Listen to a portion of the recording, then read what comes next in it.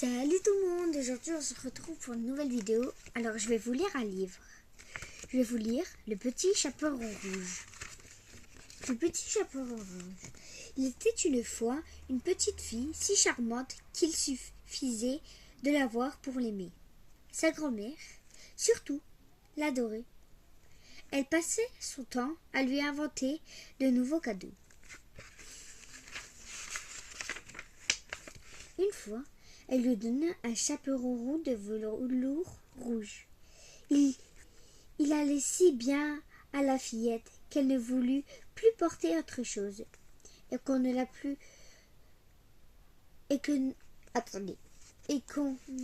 plus le petit chaperon rouge.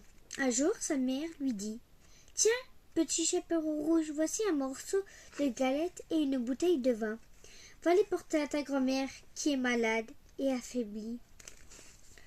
Elle va bien se régaler. Dépêche-toi avant qu'il fasse trop chaud. Sois bien sage, surtout ne batifole pas à gauche, à droite pour aller tomber et me casser la bouteille de grand-mère qui n'aurait plus rien. Et puis dis bien bonjour en rentrant et ne regarde pas d'abord dans tous les coins. Je ferai tout comme il le faut, promit le chaperon rouge à sa mère. Et elle partit. La grand-mère habitait à une bonne demi-heure du village, tout là-bas dans la forêt. Or, à peine le petit chaperon rouge était-elle entrée dans la forêt que le loup vint à sa rencontre. Mais elle ne savait pas quelle méchante bête c'était aussi. N'eut-elle pas peur? Bonjour, petit chaperon rouge, dit le loup. Merci, à toi et bonjour, loup. Où vas-tu de si bonne heure, petit chaperon rouge? Chez grand-mère. Que caches-tu sous ton tablier, dis-moi? De la galette et du vin, dit le petit chaperon rouge. Nous l'avons cuite hier et je vais en porter à ma pauvre grand-mère malade, pour qu'elle reprenne des forces. Où habite-t-elle, ta grand-mère, petit chaperon rouge? Demanda le loup. Plus loin dans la forêt, à un bon quart d'heure d'ici. Sa maison est sous les 3 grandes chênes. Et juste en dessous, il y a des noisetiers. Tu reconnaîtras forcément, dit le chaperon rouge. Fort de ce renseignement, le loup pensa. Ce petit bout de chou, si jeune, si tendre, quel morceau de roi, bien meilleur que la grand-mère. Mais alors s'il s'agit d'être rusés pour les croquer l'une et l'autre. Telles étaient les pensées du loup, tandis qu'il faisait un bout de conduite au petit chaperon rouge.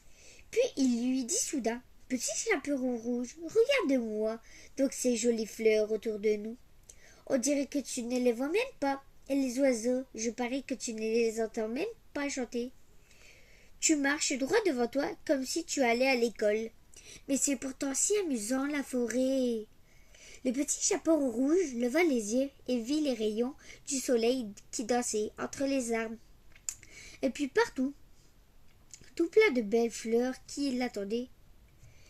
Si je faisais un bouquet pour grand-mère, se dit-elle, cela lui ferait plaisir aussi. Il est si tôt, j'aime bien le temps d'en cueillir.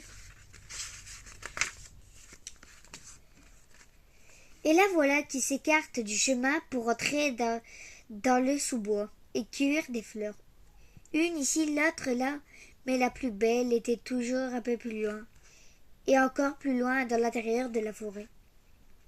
Le loup, quant à lui, courut tout droit à la maison de la grand-mère et frappa à sa porte. Qui est là? Cria sa grand-mère. C'est moi, le petit chaperon rouge, dit le loup. Je t'apporte une galette et du vin. Et c'est la fin.